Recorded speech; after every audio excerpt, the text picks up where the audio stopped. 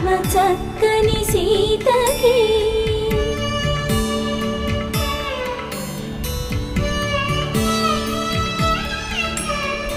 ఎర్ర జాబిలి చేయి రాముడేడని అడుగుతుంటే